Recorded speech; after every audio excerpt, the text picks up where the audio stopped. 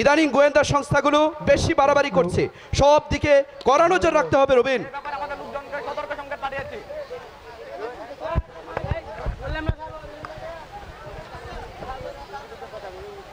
মাসখানেক বন্ধ থাকার পর আগামীকাল থাইল্যান্ড থেকে ট্যাপাওয়ানের একটি বৃহৎ চালান আসছে, এখন থেকে সর্বদিকে কড়া নজর রাখতে হবে রবিন। সন্দেহজনক সকল স্থানে আমরা তীক্ষ্ণ নজর রাখছি বস, কিন্তু অনুপম রায় নামের একজন ডিবি অফিসারকে কিছুতেই ম্যানেজ করা যাচ্ছে না। তার মতো যোগ্য বিচারের চোখে দুলু দেওয়া সহজ কাজ নয়।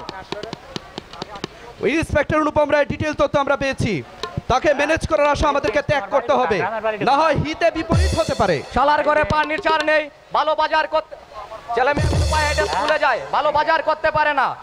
গ্রামের বাড়িতে বৃদ্ধ পিতা মাতা, তবু সে ঘুষ খাবে না, মর শালা শুকিয়ে মর। টেপা ওয়ানে কিন্তু আবার হেরোইন, গাঁজা, তরল কোকেন তিনটেই রয়েছে। মাল হাতে আসার সাথে সাথেই সরে পড়তে হবে। আপনি কোনো চিন্তা করবেন না বস, আমাদের লোকজন সম্পূর্ণ প্রস্তুত রয়েছে। চালান আসা মাত্রই সমস্ত মাল বিদ্যুৎ গতিতে গুপ্ত স্থানে পৌঁছে যাবে। সময় সুযোগ ডেলিভারি দেওয়া হবে। হা হা হা। এখন থেকে ডিবি ইন্সপেক্টর অনুপম রায়ের গতিবিধির উপর তীক্ষ্ণ নজর রাখতে হবে। এবারের খেপ যদি ভালোই ভালোই শেষ হয়ে যায়, আমি হয়ে যাব টাকার কুমির।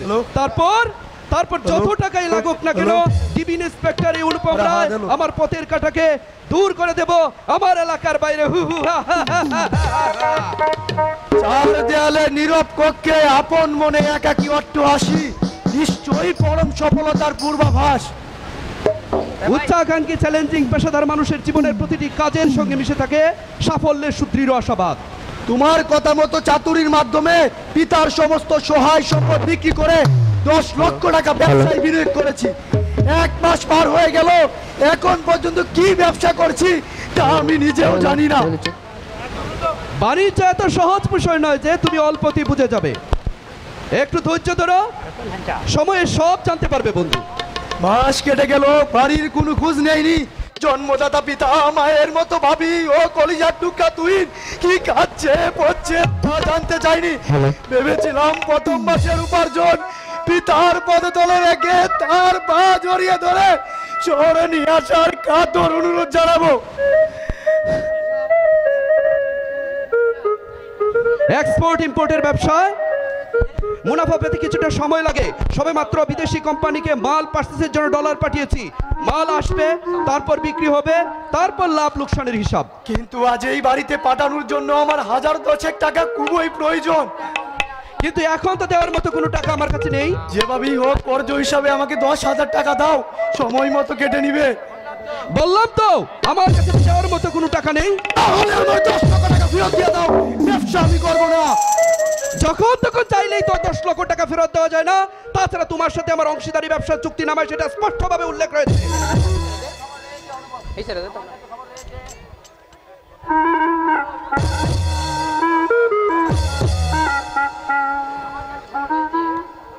আমার কাছে খবর রয়েছে আপনারা বেআইনি কার্যকলাপের সাথে জড়িত।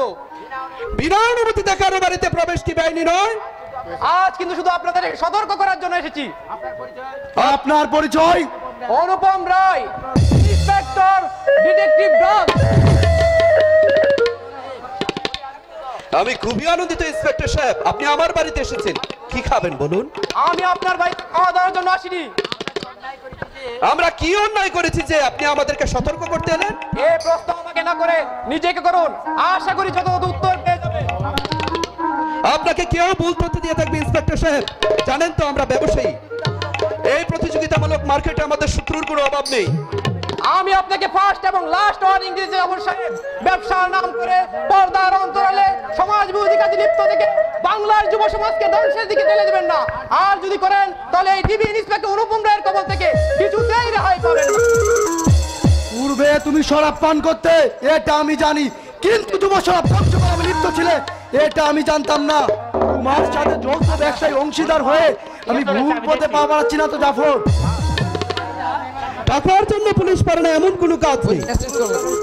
আমি সুপ্রতিষ্ঠিত ব্যবসায়ী, মাসওয়ারা যেন নিয়মিত দিয়ে যায়, এই জন্যই হোম বিতম্বী নাটক। কিন্তু এই গোয়েন্দা পুলিশ অফিসার দিনতার শহীদ একাকি বাড়িতে এসে যে হুঁশিয়ারি দিয়ে গেল, এটা নিতান্তই অমূলক। এটা বিশ্বাস করতে মন যে কিছুতেই সাই দিচ্ছে না বন্ধু। পুলিশের চাল তুমি বুঝবে না দোস্ত। ও ও আচ্ছা আচ্ছা, 10,000 টাকার জন্য কি জন্য বলেছিলে তুমি? আমার মন ছটফট করছে, আমি বাড়িতে যাব, যেভাবেই হোক 10,000 টাকা আমার খুবই প্রয়োজন। আজ বিকেলের মধ্যেই টাকা পেয়ে যাবে। তার পূর্বে তুমি লাঞ্চ সেরে তৈরি হয়ে নাও বাড়িতে যাবার জন্য। আর হ্যাঁ, বাড়িতে যাওয়ার পূর্বে আমার উত্তরে ক্লায়েন্টের কাছে আমাদের মালের কিছু স্যাম্পল পৌঁছে দিয়ে যাবে। কতদিন যাবৎ বাবাকে দেখিনি, তুহিনের সমুদূর কণ্ঠে লালাহিত চাচ্চু ডাক শুনিনি, বাবির হাতে সুস্বাদু রান্না উদরে পড়িনি। আজ সন্ধ্যা টেনে আমি বাড়ি যাচ্ছি, যেমন করেই হোক তোমাদেরকে সাথে নিয়ে তবেই টাকা ফিরবো বাবা, তবেই টাকা ফিরবো। বাড়িতে পিতার কাছে তোমার আর যাওয়া হচ্ছে না বন্ধু। তার পূর্বে এই মাদক দ্রব্য সহ তুমি হাতে নাতে গ্রেফতার হবে। পৈতৃক বাড়ির পরিবর্তে দীর্ঘদিনের জন্য তোমার টাই হবে কারাগারের লৌহ পিঞ্জরে।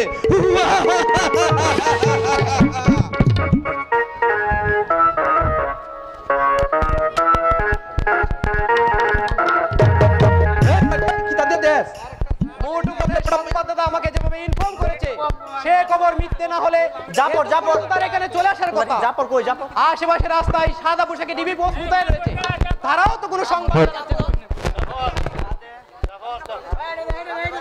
আরে জাফর না তো হাই বলো না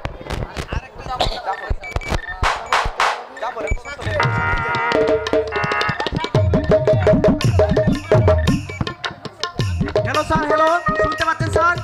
বলো তো বীর, শুনতে পাচ্ছি স্যার, এই মাত্র হাতে ব্যাগ সহ সন্দেহভাজন এক ব্যক্তি আপনার উল্টো দিকে সিএনজি থেকে নামলো। তাকে অনুসরণ করো বীর। স্যার, সে আপনার দিকে আসছে। আবার অপারেশনের জন্য প্রস্তুত হও আর আশেপাশে মোতায়েনকৃত সকল পোস্টকে সতর্ক করে দাও, সে যেন কোনোভাবে পালিয়ে যেতে না পারে। আবার স্যার, সতর্ক সঙ্গে জানানো হয়েছে আমরা প্রস্তুত। আবার স্যার। হ্যালো,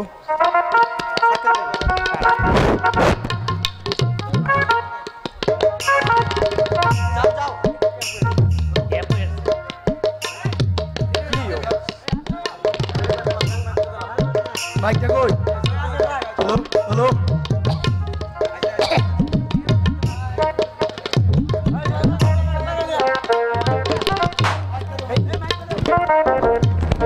এই যে ভাই 18 নম্বর বাড়িটা কোন দিকে বলতে পারেন? সামনের ওই সাদা রঙের 9 নম্বর বাড়িটায় 18 নম্বর বাড়ি। আপনি কার কাছে যাবেন? সেকান্দার আলী জোয়ারদারের কাছে। আপনার ব্যাগে কি আছে? আপনাকে যেন কোথায় দেখেছি, হ্যাঁ মনে পড়েছে, আজ সকালে আমার বন্ধু জাফরের বাড়িতে গিয়েছিলেন। বাজে কথা রেখে ব্যাগ খুলে দেখান। ভাই গুবিটা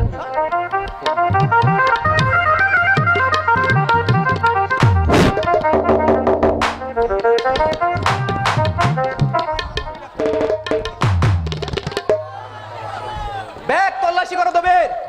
ইয়েস স্যার। এই দেখুন ইন্সপেক্টর সাহেব, ভালো করে দেখুন।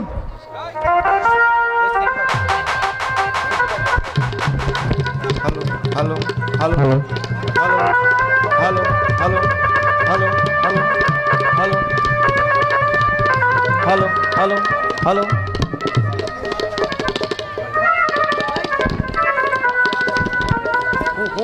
পেয়েছি স্যার, এই দেখুন হিরোইনের প্যাকেট। আমি আর কিছুই জানি না স্যার, আমাকে ফাঁসানো হয়েছে। পাপিয়া দাও স্যার। হিরোইন সব হাতে নাতে ধরা পড়েছেন, আপনাকে ফাঁসানোই হোক আর নিজেই বেঁচে থাকেন, আইনের হাত থেকে রেহাই পাবেন না। দবের ইয়েস স্যার। এক্ষুনি ওনাকে নিয়ে আমার অফিসে যাও। চল শালা, বুঝবে এবার পুলিশের খেলা। বিশ্বাস করুন স্যার, আমি সজ্ঞানে কোনো অপরাধ করিনি, সুপরিকল্পিতভাবে আমাকে ফাঁদে ফেলানো হয়েছে। ধরা পড়লে সবার মুখে কি কথা স্যার? আমি ষড়যন্ত্রের শিকার। আমি গ্রামের বাড়ি রওনা হচ্ছিলাম স্যার, আসার সময় আমার ব্যবসায়িক পার্টনার ওই বিশ্বাসঘাতক জাফর ব্যাগটি আমার হাতে দিয়ে এই ঠিকানায় পৌঁছে দিতে অনুরোধ করে। আর আপনি সরল বিশ্বাসে পার্টনার মতো ব্যাগ স্কুলে না দেখেই তাই এখানে পৌঁছে দিয়েছিলেন, তাই না? ঠিক তাই স্যার। আপনার যা বক্তব্য সব কোর্টে বলবেন, আমরা তদন্ত করে দেখব। দবের ইয়েস স্যার। এক্ষুনি ওনাকে নিয়ে আমার অফিসে যাও। চল চালা পুলিশের গোল, বুঝতে পারবি জামাইয়া দল। হে জন্মদাতা পিতা, জীবনে বোধহয় তোমার সাথে আর দেখা হবে না। ভাগ্যের নির্মম পরিহাসে বিনা দোষে চললাম কারাগারে, এই বৃদ্ধ বয়সে ভাবি ও তুহিনকে নিয়ে সম্পূর্ণ নিঃস্ব অবস্থায় কিভাবে বেঁচে থাকবে?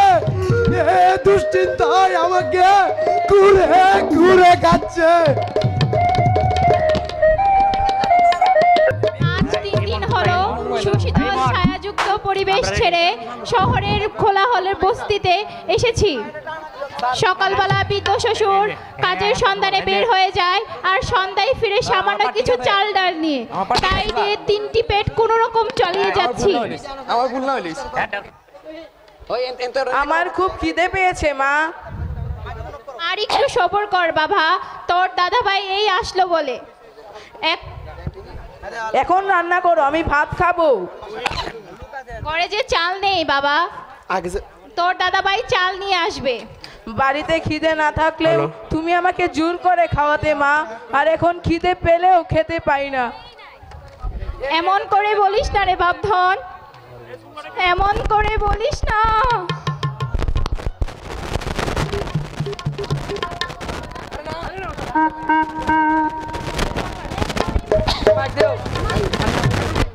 তোর দাদু ভাই এক্ষুনি চলে আসবে, আর একটু সবর কর রে বাপধন।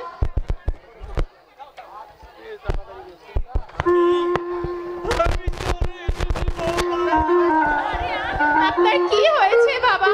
উনি আপনাকে এভাবে ধরে নিয়ে আসছে কেন? হ্যালো ভাই, উনি বাজার ভর্তি ভারী ব্যাগ বাসায় পৌঁছে দিচ্ছিলেন, হঠাৎ মাথা ঘুরে পড়ে যান।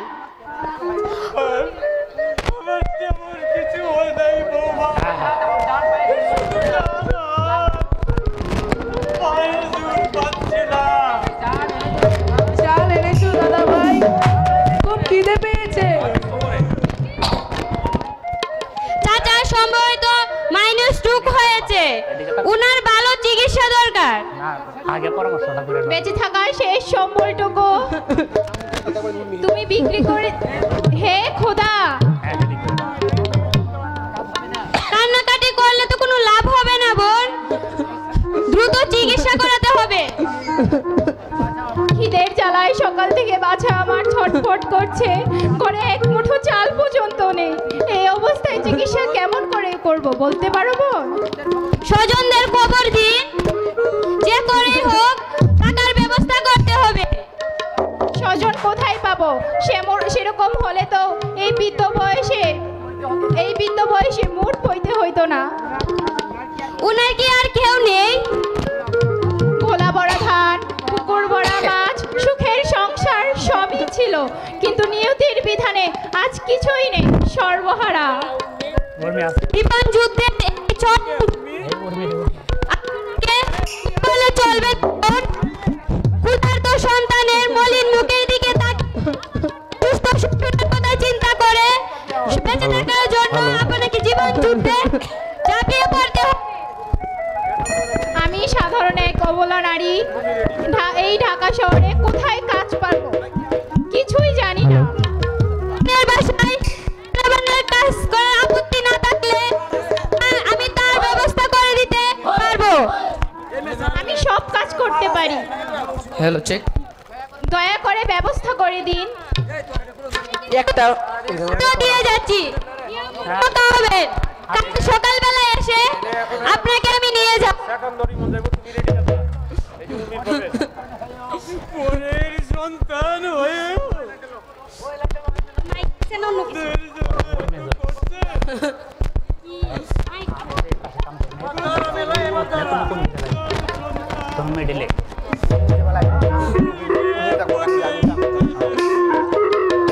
তুমি কেঁদো না দাদা ভাই, তুমি কেঁদো না। তুমি কাঁদলে আমি সইতে পারি না।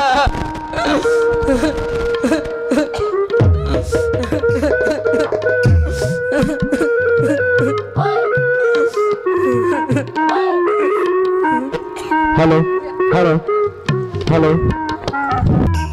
Hello hello. তোমার কোচিন আগে আমার বালায় ওটা দিও, অভিনয়টা তো 8টা সিজন। মুরগি ও মৎস্য খামার উৎপাদন বিষয়ে তোমাকে যা বলেছিলাম তা কতটুকু বাস্তবায়ন করতে পেরেছো ইমন? আপনার নির্দেশ মোতাবেক নামি দামি কোম্পানির লেবেল যুক্ত 7,000 নকল প্যাকেট তৈরি করে এনেছি স্যার। শুধু প্যাকেট তৈরি করলে তো হবে না, মাল ডেলিভারি দিতে হবে, তবেই তো প্রফিট। আমাদের কোম্পানির খাদ্যের পাশাপাশি আগামী সপ্তাহ থেকে নকল প্যাকেটে 2 নম্বর খাদ্য বিক্রির প্রক্রিয়া শুরু হয়ে যাবে স্যার। তোমার কর্মদক্ষতার উপর আমার পূর্ণ ভরসা আছে। আমি তোমাকে একটা পার্সোনাল অফার দিতে চাই। বলুন স্যার। তুমি তো সবই জানো, আজিজ আহমেদ খানের সাথে আমার যৌথ পার্টনারশিপ ব্যবসা, তার মধ্যে আবার সিংহভাগ ওই 2 নম্বরে। অবৈধ ব্যবসার আইনের হিসাব অনেকটাই অলিখিত। তাই বলছিলাম, আমাকে যদি বিশেষ সুবিধা পাইয়ে দাও, তাহলে এর 20% হিস্সা থেকে তুমি কিছুতেই বঞ্চিত হবে না। এবারের সফর থেকে আমি কিছুতেই বঞ্চিত হতে চাই না ড্যাডি। কোথায়, কিসের সফর? ডিপার্টমেন্টের সহপাঠীরা 5 দিনের শিক্ষা সফরে কক্সবাজার যাচ্ছে ড্যাডি। সহপাঠীরা যাচ্ছে, তুমিও যাবে? Thank you daddy, thank you. Emon. জি স্যার। ব্যবসায়িক প্রয়োজনে আগামী দিন 10 মধ্যে তোমার তো কক্সবাজার যাওয়ার কথা রয়েছে। সব কিছু ঠিকঠাক থাকলে অচিরেই আমাকে কক্সবাজারের উদ্দেশ্যে রওনা করতে হবে স্যার। আমরা কক্সবাজার অবস্থানকালীন সময়ের মধ্যে আপনি যদি সেখানে যান, তাহলে আমাদের টিমের সঙ্গে চা চক্রের দাওয়াত রইল, আসবেন কিন্তু। ছাত্র জীবনে শেষ প্রহরে সব বান্ধবে হই হুল্লোড় করে সমুদ্র সৈকতে মন মাতানো ঢেউয়ের কল্লোল, অপূর্ব সূর্যাস্ত, অবারিত বায়ু প্রবাহ উপভোগ করার মাঝে কি নির্মল আনন্দ। একমাত্র পুত্র আমেরিকায় সেটেল, এই পণ্যে আমার সব। তার আনন্দের জন্য আর ব্যাংক ব্যালেন্স উন্মুক্ত। এই বয়সে যদি একটু আধটু হইচই না করে, তাহলে মন প্রফুল্ল থাকবে কি করে? Really you are a good father. আমার কোনো আবদারই তুমি কখনো না বলোনি। যা চেয়েছি তাই পেয়েছি। I am proud for you daddy, I am proud for you. Excuse me sir, অধিকতর পিতৃস্নেহে অন্ধ হয়ে বিশেষ বয়সী কন্যাকে এরকম মহাবাদের স্বাধীনতা দিলে তা কিন্তু অনেক সময় কাল হয়ে দাঁড়ায়। তখন বিবেকের আদালতে আসামির কাঠগড়ায় কিন্তু পিতাকেই দাঁড় হতে হয়। তুমি যা বলছো তা নিম্ন মধ্যবিত্ত পরিবারের ক্ষেত্রেই প্রযোজ্য, ধনী বিত্তশালীদের ক্ষেত্রে নয়। টাকা যাদের আছে, জীবনটাকে তারা পূর্ণ মাত্রায় উপভোগ করবে। আর যাদের টাকা নেই, তারা এই সমস্ত নীতিবাক্য আউড়িয়ে দুধের স্বাদ ভুলে মিটাবে।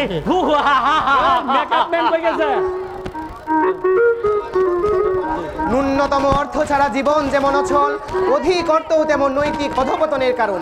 কালো টাকার অহংকারে ধনপতিরা দেববৃত্তিকে পদদলিত করে পশুবৃত্তির দিকে যেইভাবে ধেয়ে চলেছে, তা চিরাচরিত আমাদেরই প্রতিধ্বনি, চূড়া না শুনে ধর্মের কাহিনী। কথা মতো পাওনা টাকা পরিশোধ করতে না পারার কাহিনী শুনতে শুনতে আমি অতিষ্ঠ হয়ে যাচ্ছি। ইমন স্যার, বহুমুখী ব্যবসায় কতিপয় পার্টির এহেন আচরণ অস্বাভাবিক নয়। তাই বলে বারবার আমার কাছে বৃত্তি দরকার হবে, আর আমি তা মুখ বুঝে সহ্য করলে ব্যবসা যে লাল বাতি জ্বলবে। ইমন স্যার, আমি আপনার সামান্য এক কর্মচারী, আপনার কথা মতো সমস্ত কাজ করাই আমার কর্তব্য, পরামর্শমূলক মত প্রকাশ করা নয়। তুমি কি কিছু বলতে চাও? ইমন স্যার, আপনার যে সমস্ত ব্যবসা রয়েছে তার মধ্যে বৈধ নয়, এইগুলো যদি পরিহার করেন তাহলে আপনাকে আর পিছন ফিরে তাকাতে হবে না এবং ঝুঁকি ঝামেলা অনেক কমে যাবে। স্যার, ঝুঁকি ঝামেলা থাকলেও ভেজাল ব্যবসার মুনাফা কিন্তু বেশ আকর্ষণীয়। তুমি যদি অসম্মত না হও, তাহলে তোমাকে একটা বিশেষ কমিশন পাওয়ার ব্যবস্থা করে দিতে পারি। এর জন্য আমাকে কি করতে হবে স্যার? এমন কিছু নয়, শুধু অবৈধ ব্যবসার আয় ব্যয়ের হিসাবটুকু পট্টার সেকেন্ডারি জোর ধরে রঘুচারে আমার মতো করে তৈরি করতে হবে, আর তুমি হয়ে যাবে 25% ভাগিদার। মালিক হয়ে কর্মচারীকে যে বাড়তি উপার্জনের সুযোগ আপনি করে দিতে চাইছেন, আমি তা সানন্দ চিত্তে গ্রহণ করলাম। Sir, good decision, very good decision. Immediately কাজে লেগে যাও, আর মনে রাখবা, এমন সুবর্ণ সুযোগ মানুষের জীবনে একবারই হাতছানি দেয়, আর সেই মোক্ষম সুযোগটুকু যারা যথার্থ কাজে লাগাতে পারে তারাই হয়ে যায় জীবন সংগ্রামের সফল সিংহ পুরুষ।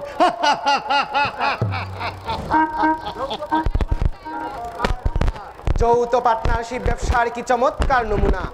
একে অপরকে টকিয়ে অধিক লাভবান হওয়ার কি সুনিপুণ কৌশল। এখন থেকে আমি দুজনের কাছেই কমিশন নেব, উভয়ের আরো ঘনিষ্ঠ হব, তারপর ওদের সমস্ত কার্যকলাপ পুলিশের সামনে ফাঁস করে দিয়ে আইনের হাতে তুলে দেব।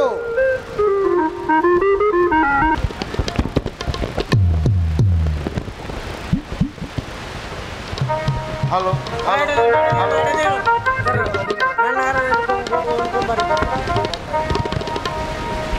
বৌমা, পরের বাড়িতে ঝির কাজ করে জোত সামান্য গাও পাঠন করে তা দিয়ে তিনটি পেট চলে না, একবার খেলে পরের বার উপর দিতে হয়।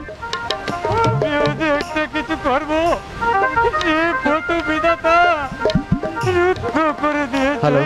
হ্যালো, আমি তো পঙ্গু নই দাদা ভাই, আমি তো পঙ্গু নই দাদা ভাই, ছোটখাটো কাজ তো আমিও করতে পারি, এতে সংসারের অভাব কিছুটা হলেও কমবে। তোর বাবার কত স্বপ্ন ছিল, তোর মায়ের কত আশা ছিল, যেমন করে হোক তোকে লেখাপড়া শিখে মানুষের মতো মানুষ হিসাবে গড়ে তুলবে। অথচ নিষ্ঠুর নিয়তি আজ আমাদেরকে কোথায় দাঁড় করিয়ে। লেখাপড়া শিখলেই যে দুঃখ দূর হয়ে যাবে সেই নিশ্চয়তা কোথায় দাদা ভাই? চাচুকেও তো তুমি লেখাপড়া শিখিয়েছিলে, কই সে তোমার দুঃখ কতটুকু দূর করেছে? ওই কুপুত্রের নাম মুখে আনিস না দাদা ভাই, ওর নাম শুনলে আমার যে নিঃশ্বাস বন্ধ হয়ে যায়। এর কষ্ট সইতে পারি না। কাল থেকে আমি জুতো পালিশের কাজ করব, এ কাজ করতে আমার তেমন কষ্ট হবে না দাদা ভাই। জুতো পালিশের কাজে বসে বসে এক হাতে আমিও তোকে সহযোগিতা করতে পারবো দাদা ভাই, কিন্তু জুতো পালিশ করতে হলে যে ব্রাশ কালে এগুলি ছাড়া চলে না, আর এগুলো ক্রয় করতে হলেও যে টাকার প্রয়োজন। আমাদের কাছে যে এ টাকাও নেই দাদা ভাই। ব্রাশ এবং কালি কেনার আমার কাছে একটা উপায় আছে দাদা ভাই। কি উপায় আছে দাদা ভাই? তুমি আর আমি মিলে যদি ভিক্ষে করি। ভিক্ষে করা যে ঘৃণার কাজ। আমরা ভিক্ষের টাকা দিয়ে জুতো পালিশের ব্রাশ এবং কালি কিনবো।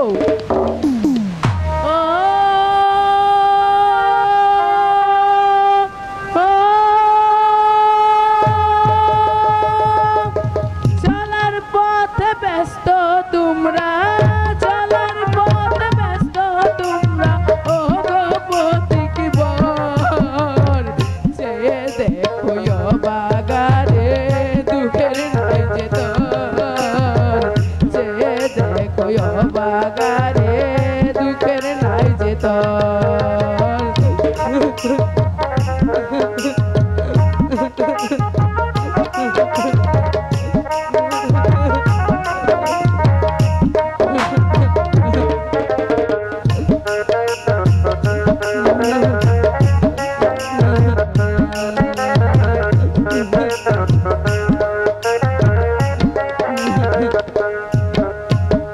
স্বপ্ন ছিল বড় হবার, বিধি হলো বাম, হাত বাড়াইলাম সবার কাছে, করো কিছু দান, হাত বাড়াইলাম সবার কাছে, করো কিছু দান।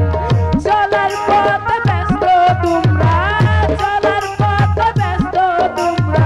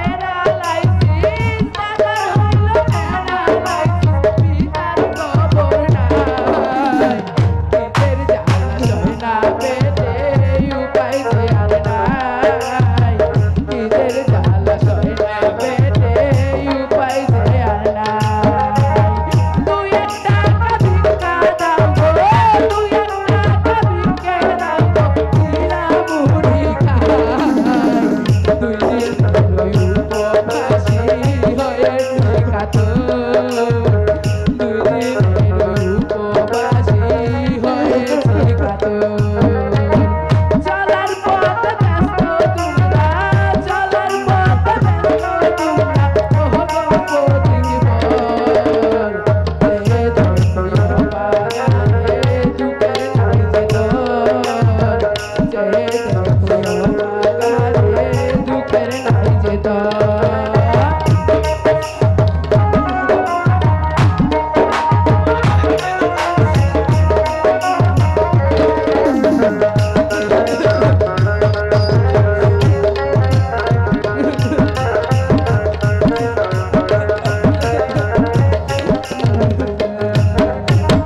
মুখাকে তুই অন্ন দিলে, মুখাকে তুই অন্ন দিলে, আসলে পূর্ণ কর।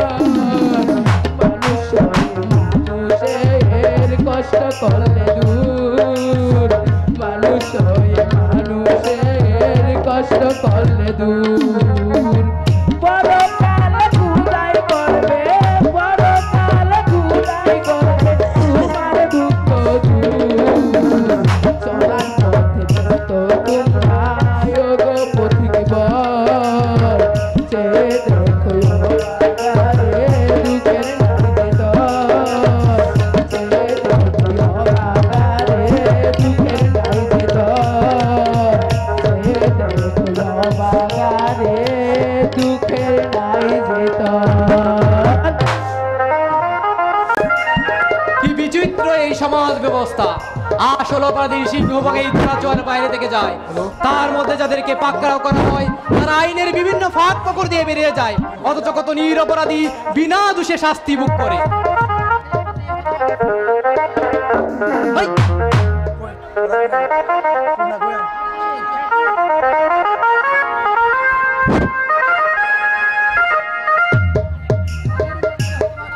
তাদের মধ্যেই এই হতভাগা শাকিল একজন। মাদক সহ আপনাকে গ্রেপ্তার করা হয়েছিল বটে, কিন্তু অনুসন্ধান করে বুঝতে পেরেছি আপনি সত্যিই ষড়যন্ত্রের শিকার। তাই তো অভিযোগপত্র থেকে আপনাকে অব্যাহতি দেওয়া হয়েছে। কিন্তু 3 মাস হাতে থাকায় আজ আমি সর্বহারা হয়ে গেছি স্যার। আমার জীবনে বেঁচে থাকা এখন মৃত্যুর চেয়েও ভয়ঙ্কর। আপনার মানসিক অবস্থা উপলব্ধি করতে পারছি, কিন্তু আমরা যে আইনের দাস। কারাগার থেকে মুক্তি পেয়ে বাড়িতে গিয়ে দেখি জনমানব ভিন পিঠে বাড়ি খা খা করছে। আশেপাশে লোকজনের কাছ থেকে জিজ্ঞেস করে জানতে পারি জন্মদাতা পিতা মায়ের মতো ভাবি ও কলিজার টুকরা মাতুষ পুত্র রাতের আধারে গ্রাম ছেড়ে চলে গিয়েছে। আত্মীয় স্বজনের বাড়িতে খোঁজ করেছেন? সম্ভাব্য সব জায়গায় তন্ন তন্ন করে খুঁজে দেখেছি, কেউই কিছু বলতে পারছে না। ঘর বাড়ি ছেড়ে স্বেচ্ছায় আত্মদানের পিছনে নিশ্চয়ই কোনো গুরুতর কারণ রয়েছে। রয়েছে স্যার, রয়েছে, যার কারণে তারা সবাই বাপ দাদা 14 পুরুষের ভিটে বাড়ি ত্যাগ করে স্বেচ্ছায় নির্দেশ হয়ে গেছে। যেই মহাপাপী আর কেউ নয় স্যার, আমি নিজে। আপনি কি করেছেন? পৈতৃক সম্পত্তি বিক্রি করে জ্যেষ্ঠ মাতা বাবা থেকে নিরুদ্দেশ। এই অবস্থায় স্বীয় কর্মসংস্থানের জন্য পিতাকে বুঝ নিয়ে অবশিষ্ট সম্পত্তি বিক্রি করে জাফরের সঙ্গে যৌথ ব্যবসা শুরু করে। তারপর কিছুদিন পরিবারের কোনো খোঁজ নেয়নি। ভেবেছিলাম প্রথম মাসের উপার্জন দিয়ে সবাইকে সারপ্রাইজ দিব, কিন্তু তার পূর্বেই বাবা আমাকে ভুল বুঝে ক্রুবে দুঃখে ঘৃণায় গ্রাম ছেড়ে চলে গিয়েছে। বাকিটা আপনি ভালো জানেন স্যার। নাটের গুরু স্মাগলার জাফরকে তার কৃতকর্মের শাস্তি পেতেই হবে, কিন্তু এই জন্য যে সুনির্দিষ্ট প্রমাণ দরকার। প্রমাণের আর কোনো প্রয়োজন হবে না ইন্সপেক্টর সাহেব। ওই বেঈমান বিশ্বাসঘাতক জাফরকে চোখটা দিয়ে কুচিয়ে কুচিয়ে হত্যা করে চরম বদলা নিব। জাফরকে খুন করলেও আপনাকে তো এর সাজা পেতে হবে। কোনো অপরাধ না করে 3 মাস আদত কেটেছি, এবার না হয় সত্যিকার চরম অপরাধ করে তবেই ফাঁসিতে তুলব। অসভ্য বলেন এই কথা আপনার মুখে মানায় না শাকিল সাহেব। শিক্ষিত মানুষের প্রতিশোধ হলো শত্রু মারণ এবং নিজে বাঁচন।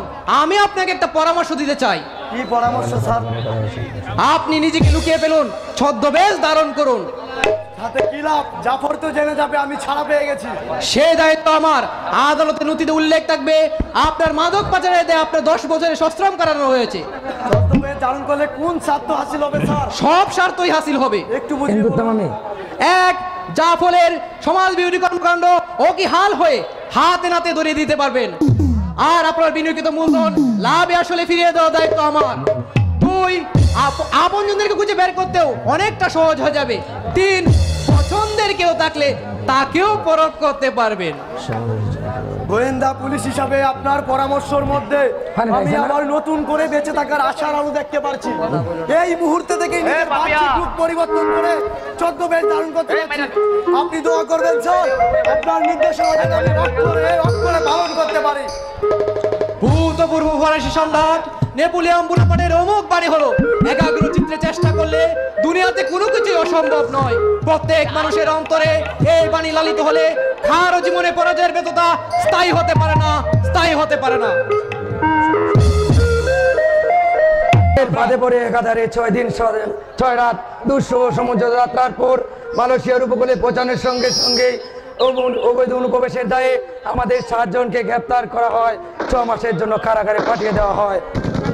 অনেক ছড়াই উতরায় পেরিয়ে গতকাল বাড়িতে দেখি কেউ নেই, সব বিরাম ভূমি। তাই আজ আপনজনদের খুঁজতে আজই ঢাকা শহরে এসেছি। বাবা তোমরা কোথায়?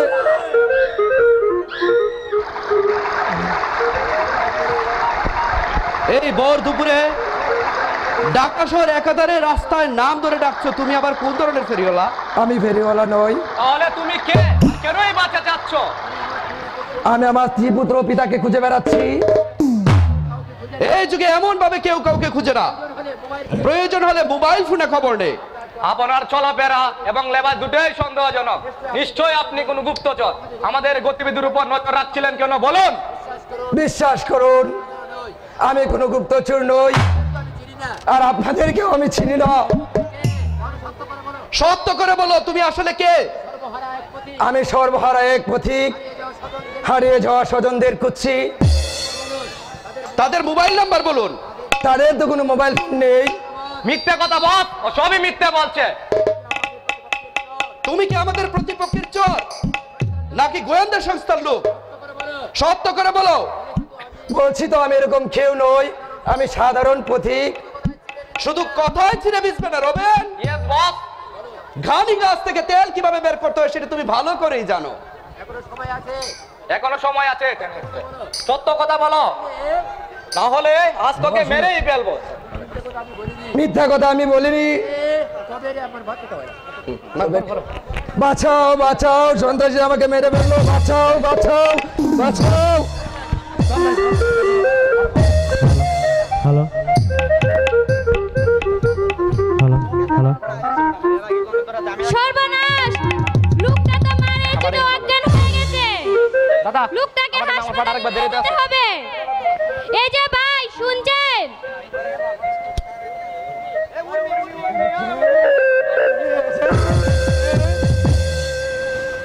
আমি তোমার জন্য ভারী বানিয়েছি, তুই তো বাবাকে দেখতে পাচ্ছি না।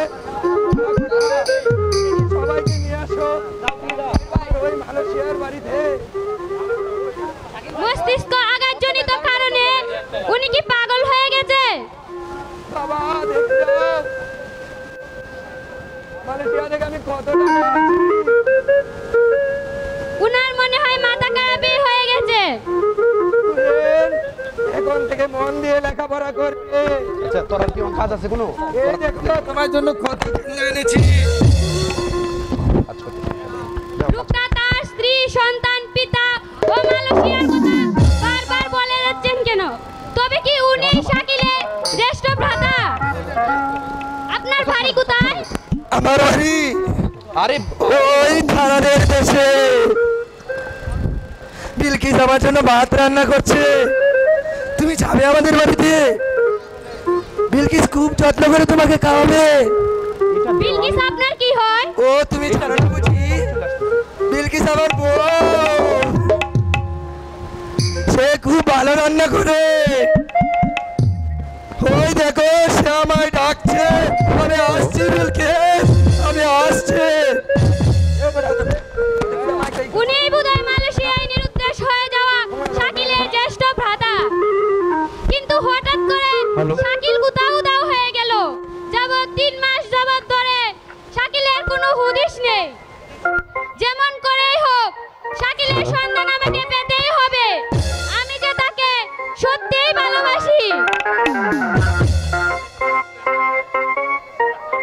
পৃথিবীর দীর্ঘতম সমুদ্র সৈকত এই কক্সবাজার, প্রকৃতির রূপবৈচিত্র্যের এক লীলাময় স্থান। এখানে না এলে লাইফটা কি পুরোপুরি এনজয় করা যায় না। কত যুবক যুবতী মনের আবেশে মাতোয়ারা হয়ে সমুদ্রের সৌন্দর্য উপভোগ করছে।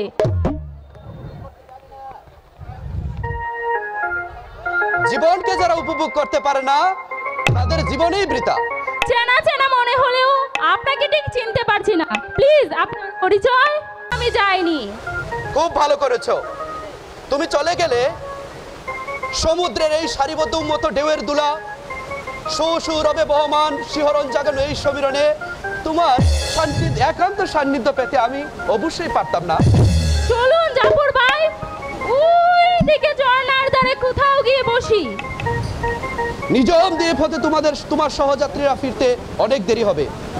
এখন চলো আমার সাথে হোটেলে যাই, লাঞ্চ সেরে এরপরে আমরা ঝর্ণা দেখতে যাব। হোটেলে গেলে আপনার সঙ্গী সাথীরা যদি চলে আসি?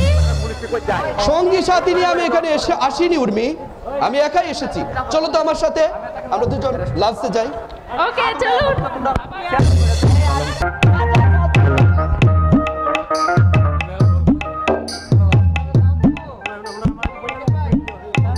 দুপুরের খাবারের পর ঠান্ডা পান না করলে পরিতৃপ্ত হয় না, তাই তোমার জন্য আমি পানীয় নিয়ে এসেছি।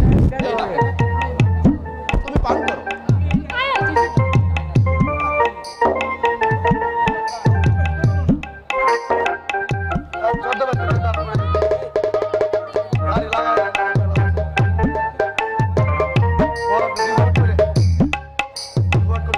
আমি খুবই ক্লান্তি বোধ করছি।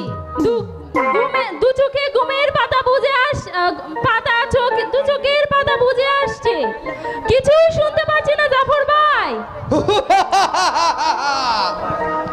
এই আবু জাফরের কোনো খায়েশ হলে সেটা যে কোনো পর্যায়ে হোক না কেন, আবু জাফর সেটা পূরণ করবে।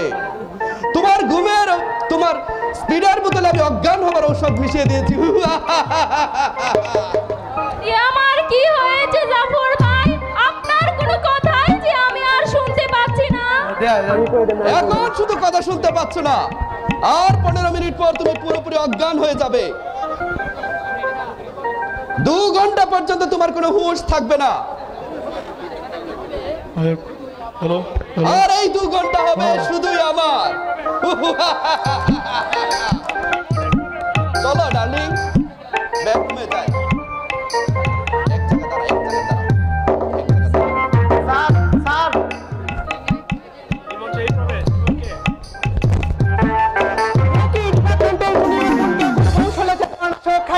পশুবৃত্ত চরিতার্থের কি অপূর্ব নমুনা।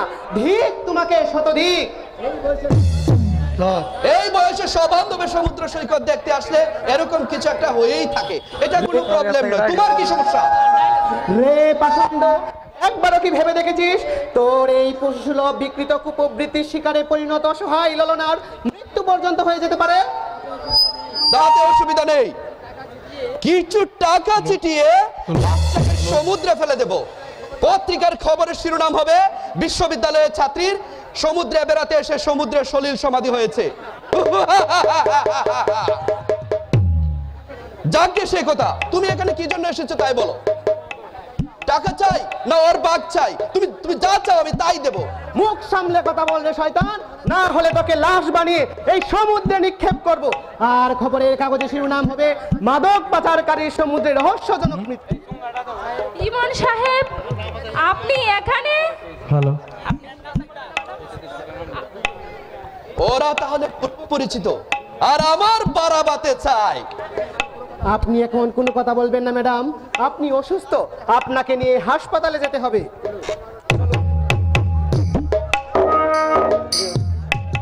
উনার মান সম্মানের কথা চিন্তা করে আজ তোকে ছেড়ে দিলাম রে পাপিষ্ঠ নরাধম।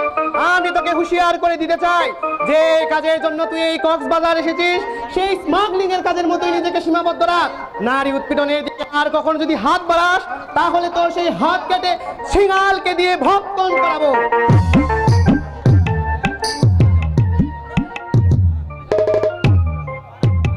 হ্যালো, না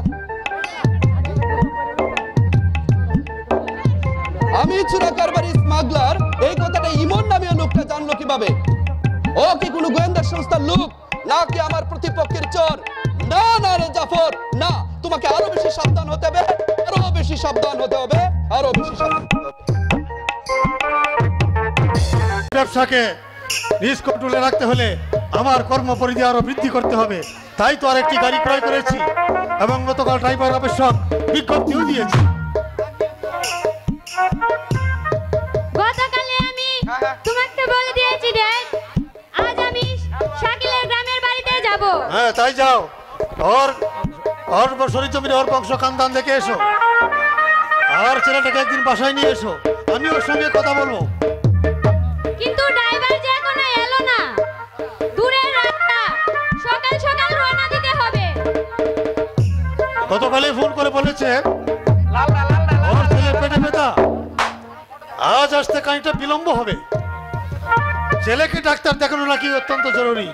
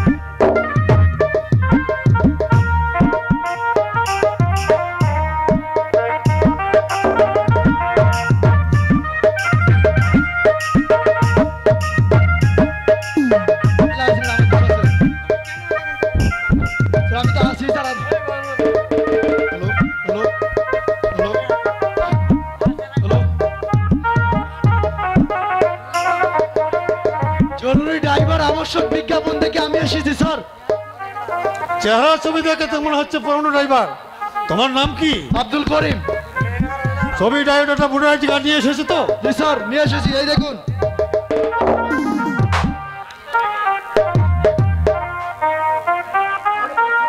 তাহলে পরীক্ষামূলকভাবে ওনাকে চাকরি দিয়ে দেন ড্যাড। এখন থেকে মন্টের ডিউটি করতে তোমার কোনো অসুবিধা নেই তো? করি। জি না স্যার, আমার কোনো অসুবিধা নেই। তাহলে আজ থেকে তোমার চাকরি শুরু। আমার মেয়েটাকে নিয়ে গ্রামের বাড়িতে যেতে হবে। গ্রামের নাম কি স্যার?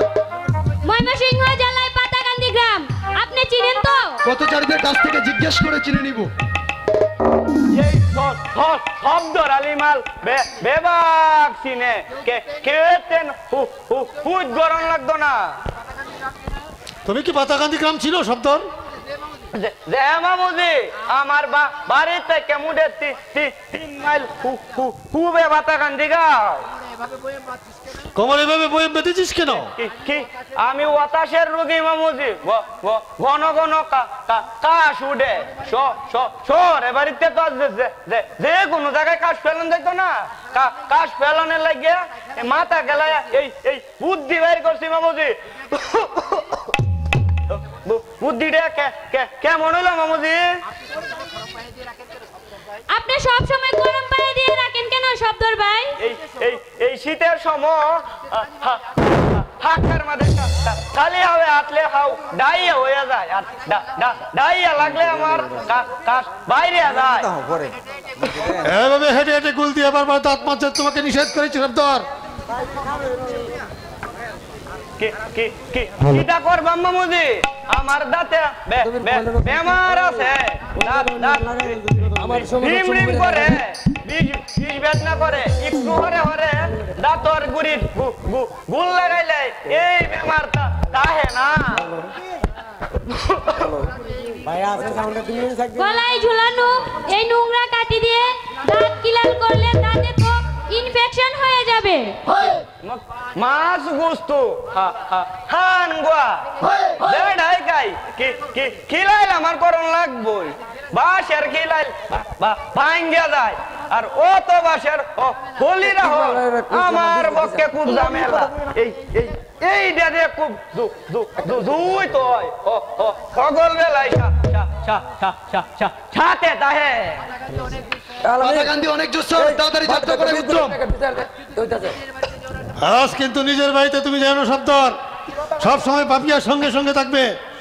মামুজি হাতা কান্দি যাওনের ও তুই আমার বাড়ি বউ বউ বউ বলা হান্ডে খালি একটা নজর দেখে আয় বা বেশি দেরি হতাম না। আজ বাড়িতে যাওয়ার কোনো প্রয়োজন নেই সর্দার, অন্য কোন দিন যেহেতু একদিন থেকে আসবে। মামুজি গাড়ি দেত একটা পুরান বাড়িত নামলে বেবাক গাও রইতে যাইব শব্দ রালিমাল বিরাট বড় চাকরি করে।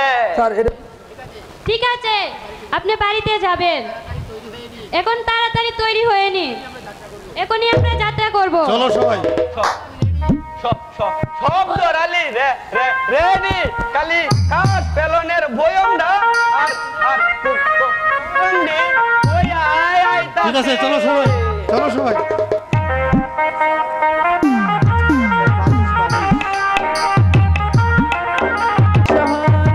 আমি যে এক নতুন পালিশলা, কত বাবুর জুতা পালিশ করি সারা বেলা। পালিশওয়ালা এই শহরে আমি যে এক নতুন পালিশলা, কত বাবুর জুতা পালিশ করি সারা বেলা। পালিশওয়ালা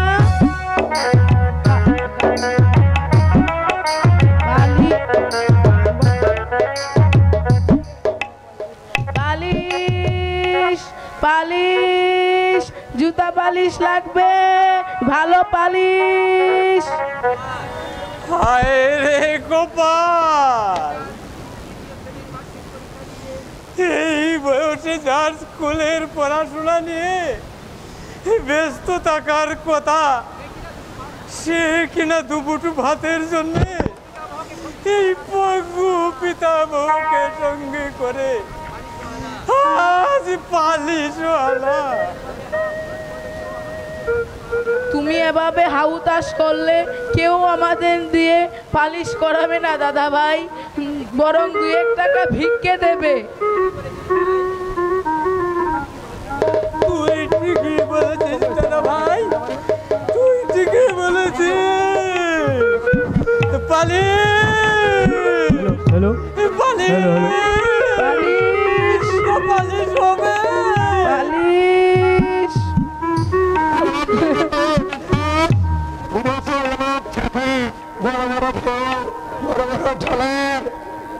আমাকে আর আমি আর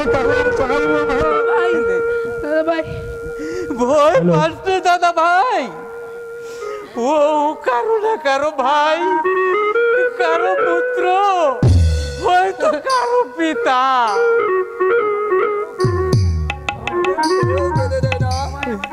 সবাই আমাকে ধারিয়ে দে।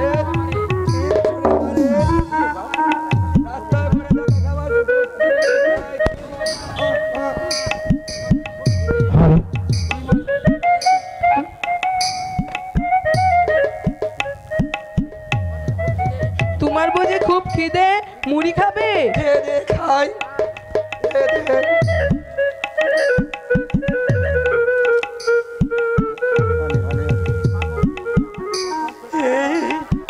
এই পাগলকে থেকে আমার এত কষ্ট হচ্ছে কেন দাদা ভাই? আমারও খুব কান্না পাচ্ছে দাদা ভাই।